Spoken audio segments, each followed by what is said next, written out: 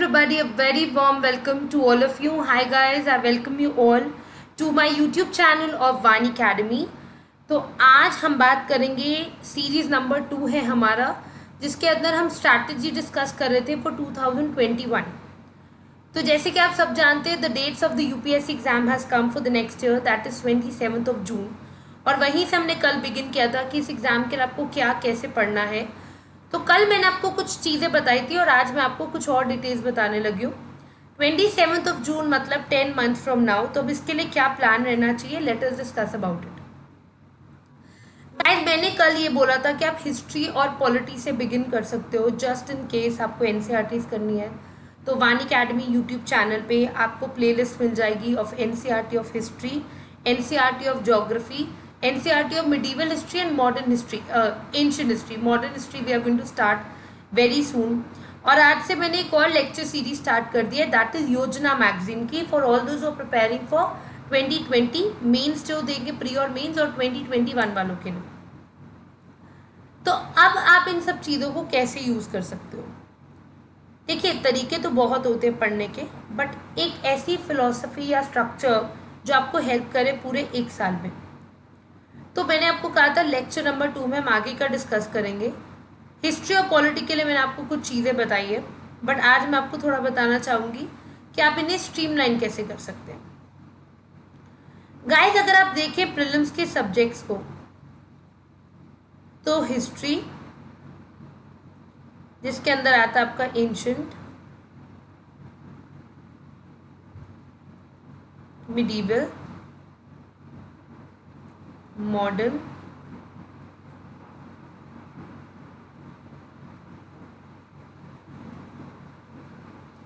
Post independence, art and culture, ये सब चीज़ें आती है हिस्ट्री के अंदर. फिर आता है आपका इंडियन पॉलिटी, फिर आता है आपका ज्योग्राफी, जिसमें आप पढ़ते हो फिजिकल ज्योग्राफी,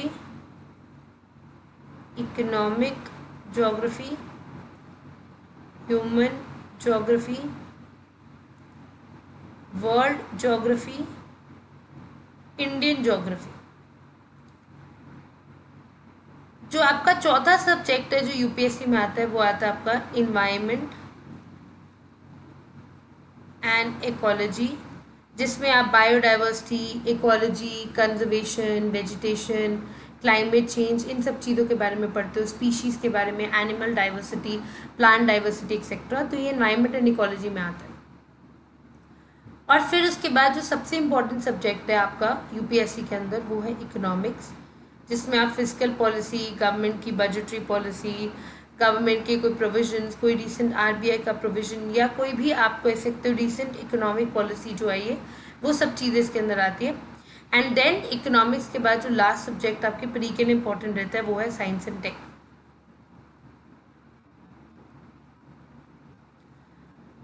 अब एस्पिरेंट्स क्या करते हैं, वो लोग सोचते हैं कि हमारे पास ये सिर्फ 5 सब्जेक्ट्स ही है जो हमें पढ़ने हैं, बट वो ये भूल जाते हैं कि आप यूपीएससी की प्रीलिम्स और मेंस की तैयारी इकट्ठे कर रहे हैं.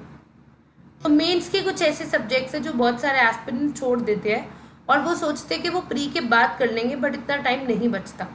तो मेंस के ऐसे कौन से सब्जेक्ट्स हैं, जैसे कि अगर मैं GS1 का आपको बताऊँ, जो इसमें छूट रहा है वो है आपका वर्ल्ड हिस्ट्री,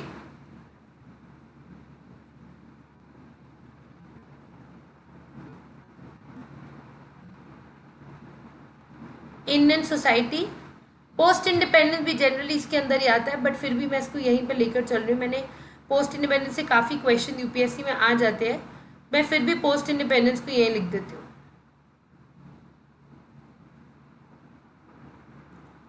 जीएस पेपर 2 के अंदर पॉलिटी तो आपका आता ही आता है, बट जो पार्ट ऑफ सोशल जस्टिस है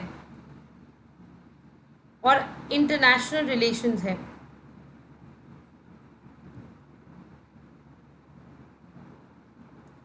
ये आपका मेंस के लिए आता है.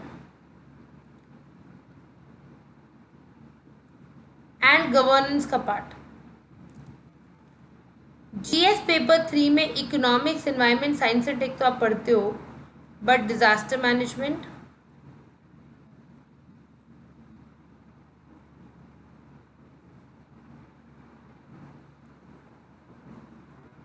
इंटरनल सिक्योरिटी आप पढ़ते हो along with the subject. Guys let me tell you, जो हम प्रीलिम्स के सब्जेक्ट लिखवा चुके हैं, जैसे अगर मैं हिस्ट्री की बात करूँ तो हिस्ट्री आपके जीएस पेपर 1 में आता है ये सारा, पॉलिटी जीएस 2 में आता है, ज्योग्राफी जीएस 1 में आता है, इन्वायरमेंट जीएस 3 में आता है, इकोनॉमिक्स आपका जीएस 3 में आता है मेंस में, और साइंस एंड टेक भी जीएस 3 में आता है।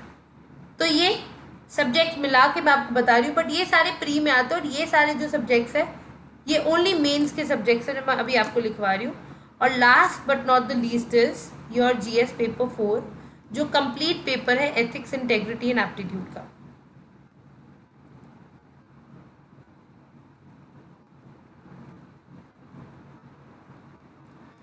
अब एस्पिरेंट्स के और इसके अलावा आपके दो ऑप्शंस,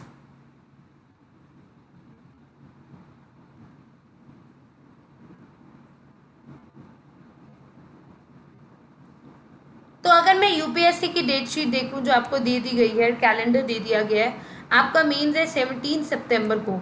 इसका मतलब अगर हम अभी से लेकर चले तो अप्रॉक्सीमेटली आपके पास बचते हैं 12 महीने, घूम फिर के आपके पास बचते हैं अप्रॉक्सीमेट यू कैन से 13 मंथ्स फॉर मेंस।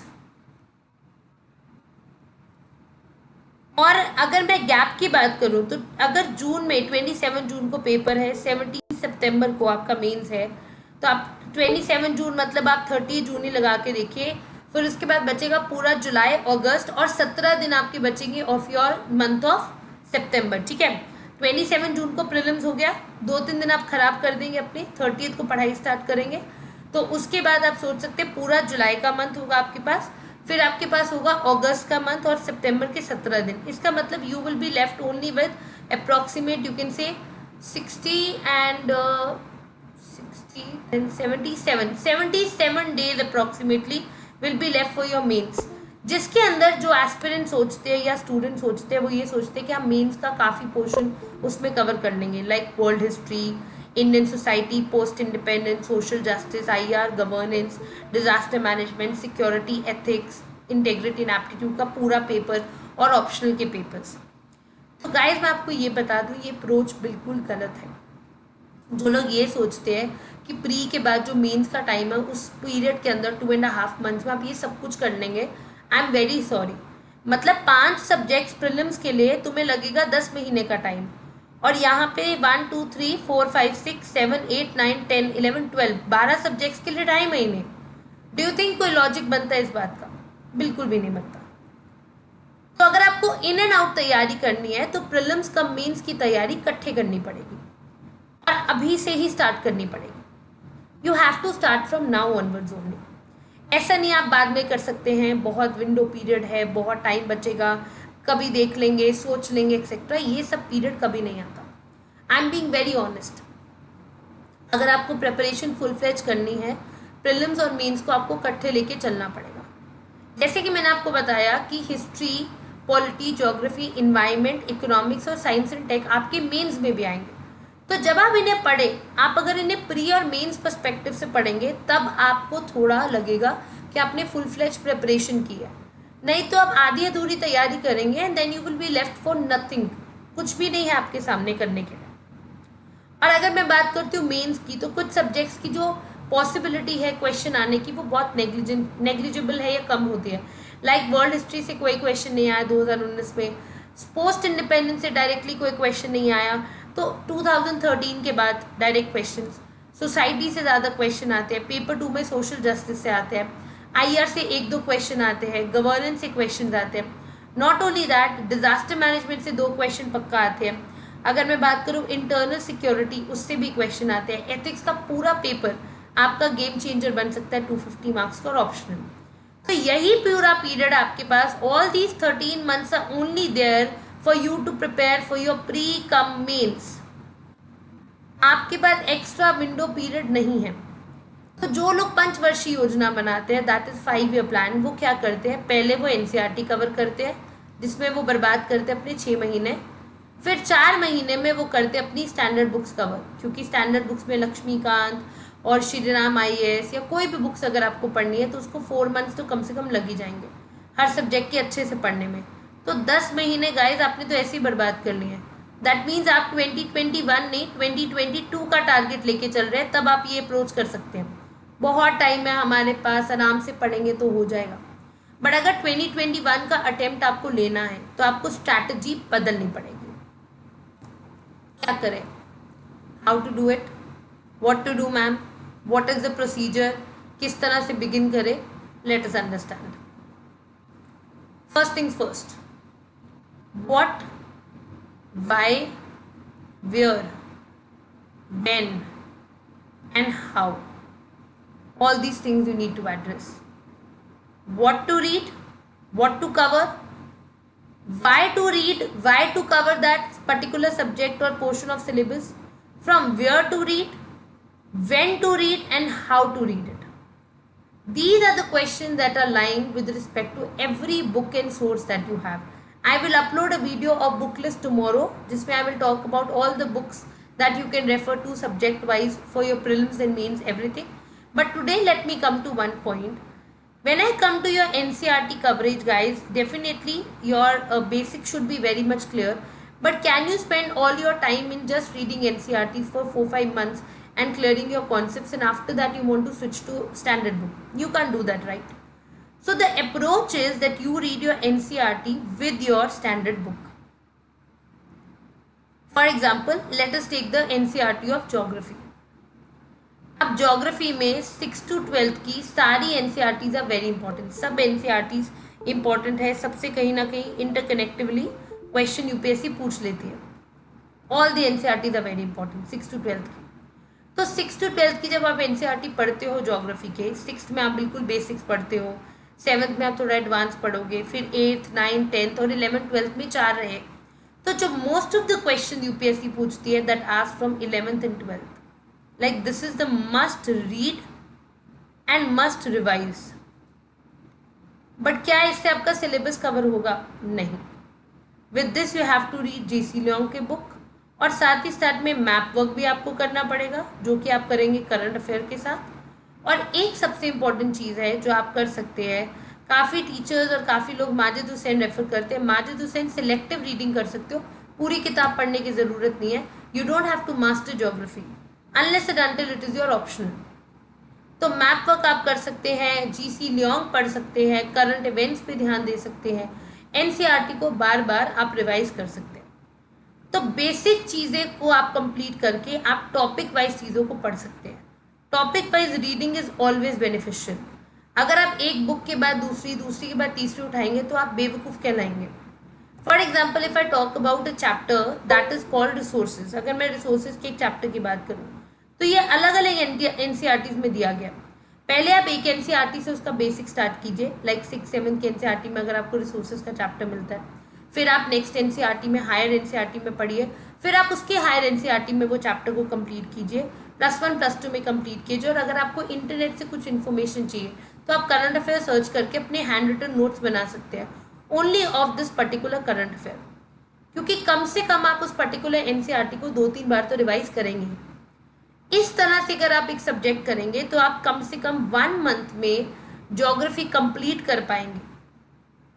और आपको देखिए बिगिनिंग में हम सब ने स्कूल में काफ़ी चीज़ें पढ़ी है बेसिक लेवल पे, तो ये नहीं है कि आपको ज्योग्राफी की चीज़ें नहीं पता, लैंड फॉर्म नहीं पता, क्लाइमेट चेंज नहीं पता, रेनफॉल पैटर्न नहीं पता, रिवर सिस्टम नहीं पता, आप लोग सब जानते हैं। बट आप 1 मंथ के अंदर उस पर्टिकुलर सब्जेक्ट को अच्छे से कवर कर सकते हैं और उसके साथ आप एक छोटा सब्जेक्ट लेके चल सकते हैं। फॉर एग्जाम्पल आपने ज्योग्राफी का बड़ा सब्जेक्ट एक पूरा किया एक पर्टिकुलर मंथ के अंदर, तो आप ज्योग्राफी के साथ उसका कॉम्प्लीमेंट्री सब्जेक्ट लेके चल सकते हैं।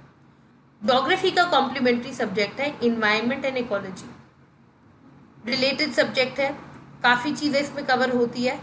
यूपीएससी प्रीलिम्स और मेंस दोनों के लिए इम्पॉर्टेंट है।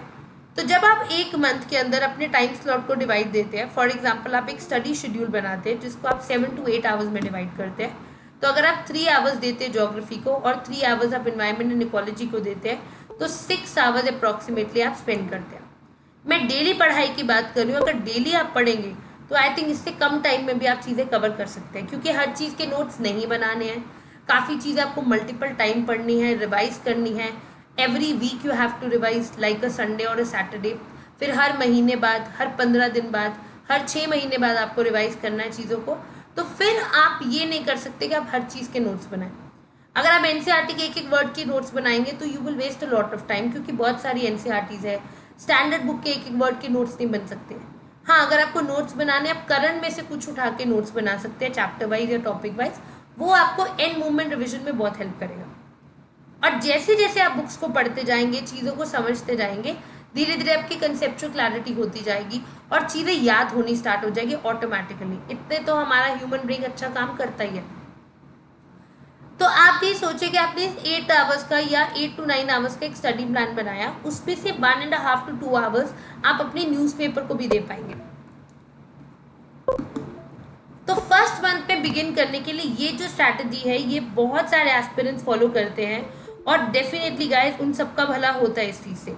बिकॉज अगर आपको टॉपर बनना है, लिस्ट में नाम लाना है, उसके लिए you have to do certain things which you know are very different from the lot. बहुत सारे क्राउड को फॉलो करते हैं, एक लंबी अप्रोच लेके चलते हैं, बट आपको इस चीज़ को समझना है कि आप अपने टाइम को सेव कैसे कर सकते हैं, because time is equals to money. सारा दिन यूट्यूब वीडियोस या आप वीडियोस देख देख के काफ़ी चीज़ें कवर नहीं कर सकते। So what you can do is you can devote at least 2 hours for your newspaper reading.